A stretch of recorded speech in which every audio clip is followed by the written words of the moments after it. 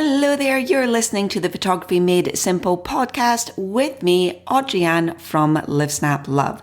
Now this week, I'm going to dive into how you can make your photos look more interesting and creative. Now, I was inspired to create this episode from a question that one of our followers sent in that went a little something like this. How do you find something interesting to photograph, but then actually make it look interesting? I see so many things that I want to photograph, but when I take pictures of them, they look so mundane. Now, this is a feeling that is really especially common among photographers who have learned the basics. In other words, they understand exposure, they're shooting in manual mode, they can get sharp focus, and they probably know how to use some types of light or composition rules. But now they're ready for their photos to go beyond that. They want to go to that next level in their photography because their photos start to feel like everything looks the same and they're taking the same photo over and over again. Now, this is something that I definitely struggled with too. And you can find yourself in this, getting into a kind of rut or a comfort zone with your photography. And I had to challenge myself to come out of that and get out there and explore new ways of photographing things that maybe weren't so easy to do, because it is by pushing ourselves to grow and expand our skills that then leads to more jaw-dropping photos. So every time I shot, I would try out something different and I would really push myself to do that, even if they didn't always work out in the end, because when they did work, they really worked. The good news is there's really only two things that you need to consider when trying to get your photos to look more interesting, and they are light and composition. Now, I am going to caveat there. I'm assuming at this point that you do know the basics. You can get proper exposure. You know how to shoot in manual mode. You are able to use the right aperture for the scene and the right shutter speed and so on. And then you are ready to actually take them up a notch and make them look more interesting and less mundane. So that's the two things, light and composition. And when you start to focus on those, you will find that your photos come to life and you will be able to create magical next level photos. Okay, so let's get started with the 5 things that I focus on that help me break out of my comfort zone and create more interesting photos, even when the subject matter itself might be something that is totally mundane. Okay, so let's start with a really easy one because everyone can do this regardless of where you are in your photography journey, and that is to simply try to change your vantage point. Now, as I said in the intro there, we can all get stuck taking the same photos, and often the time is that we take it in the same way from the same perspective.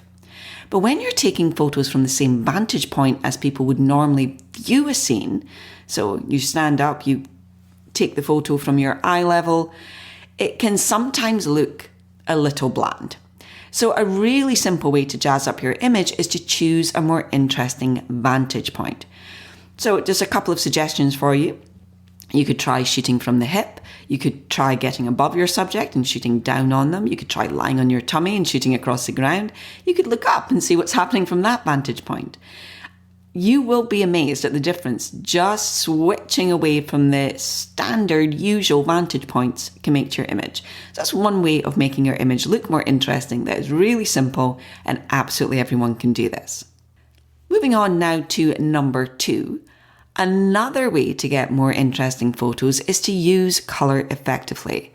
Because when you use it right, you can convey emotions, draw attention to your subject, add interest, or tie the various elements of a scene together and make it look a lot more interesting.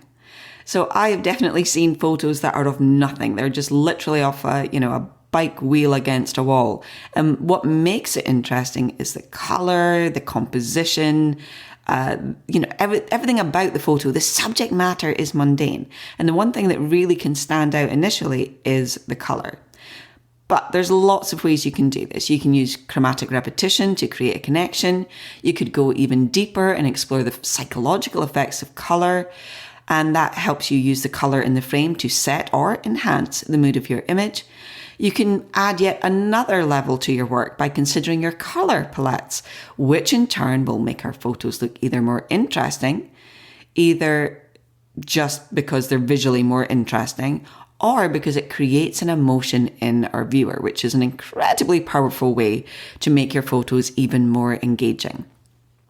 Now, I could talk about colour all day because it really can make the most mundane thing seem interesting. So definitely try considering the colours in the frame next time you shoot.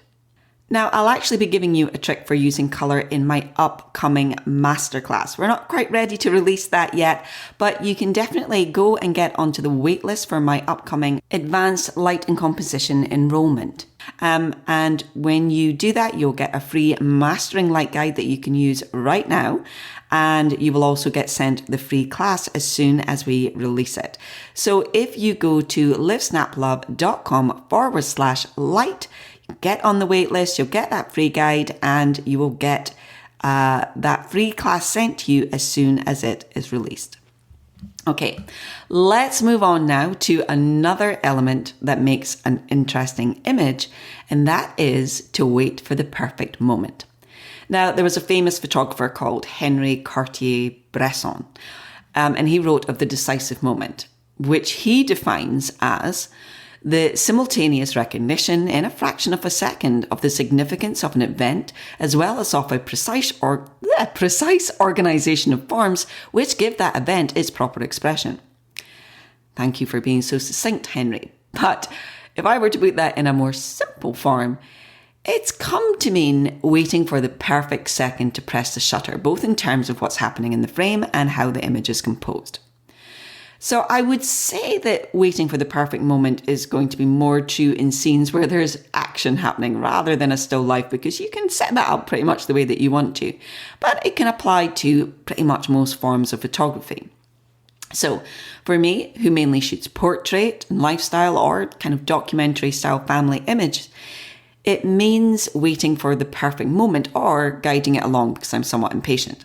So for example, in a portrait shot, it might mean waiting or playing a game if it's younger children to move it along to get the moment when the smile actually reaches the eyes rather than kind of settling for the fake cheesy smile most children and people for that matter start off with. And it means getting myself into the right position for the light and the composition and then patiently waiting for my son to come into the perfect place in the frame, or far more likely, again, because of my patience level, entice him there in some way, or by simply waiting until there's a gesture or expression during a mundane activity that just lifts it up a little.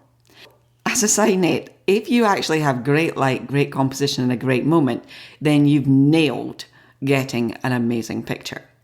That's one thing that you can definitely do, is just make sure that you're not just snapping the shutter, and a lot of people do this, and I can be guilty of it from time to time as well, is there's not something right with the image. It's not what you want to capture, but you keep snapping the shutter anyway, and then when you get back, you've got, 50 odd pictures of something that you knew when you were photographing wasn't quite right. So if anything to take away from that is to try and get the light and the composition right before you start thinking of anything else, and then try and get that perfect moment within that. So as I say, if that's a portrait, it's maybe waiting for that point where there's a connection between two people, or there's that smile or that laugh or something, or just that expression.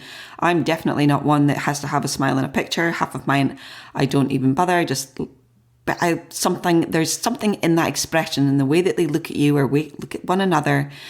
That is that moment. Or it can, as I say, it can be a apex of activity, some kind of action where they jump off the rock and they're at the highest point. It's getting that perfect moment. Okay, moving on now to number 4. And I probably should have led with this one, because using more interesting light is a surefire way of making any image look more interesting. I really just don't think there is anything as important in creating a compelling image as how you use the light and shadow in the frame. Now, photographers are literally writers of light. That's exactly what the word photographer means.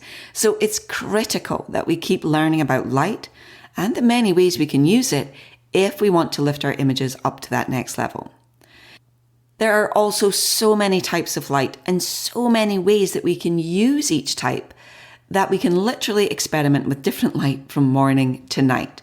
So just to give you some examples, again, you could use direct light, diffused light, lighting patterns. You could photograph the shadows. You could darken the background. You could do silhouettes. You could use pockets of light, dappled light from the sun, window, a lamp.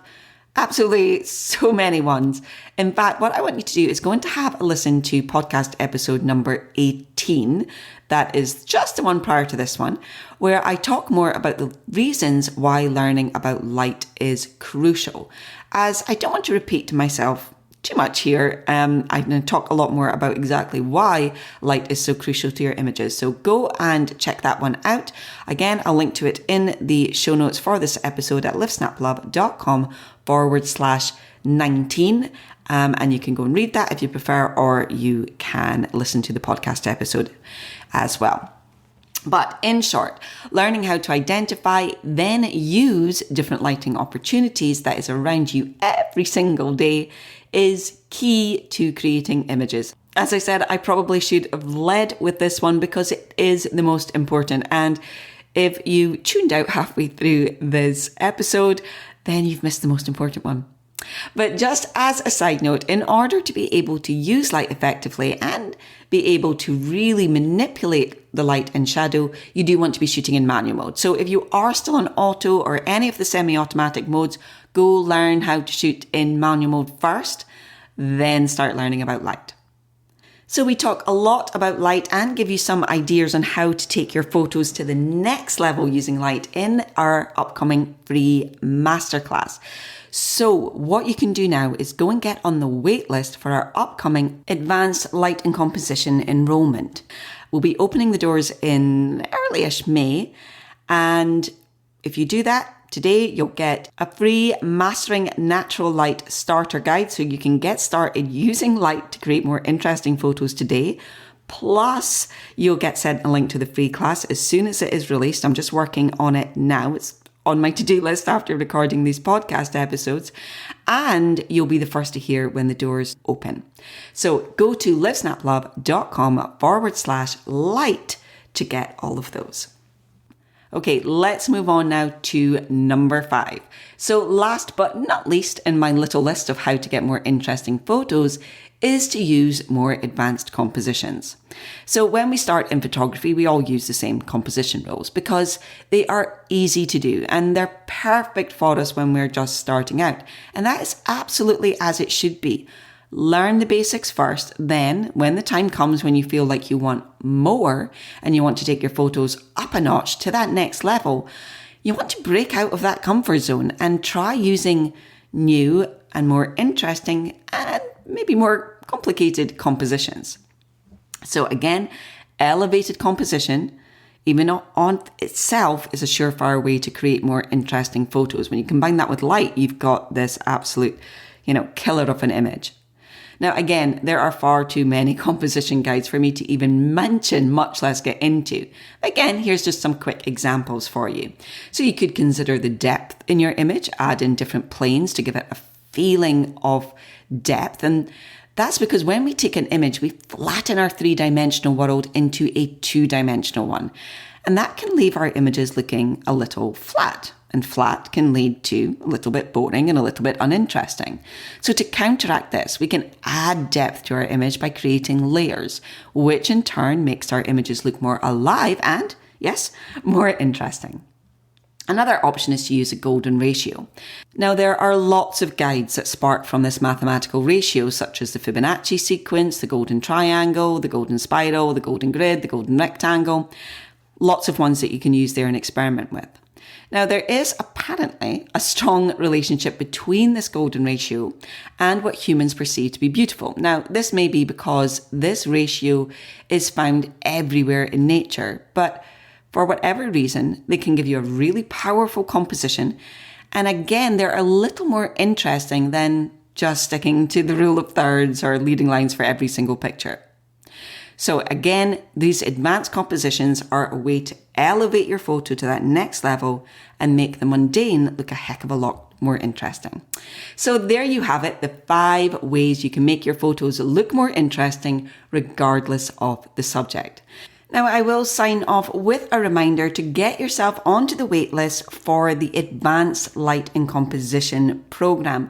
You'll get that free Mastering Natural Light guide today. and you'll get the free class that is about to be released in the next couple of weeks.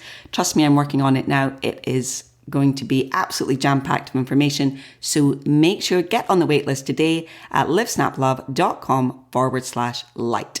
Once again, thank you so much for being here, and I'll see you again, same time, same place next week. Bye for now.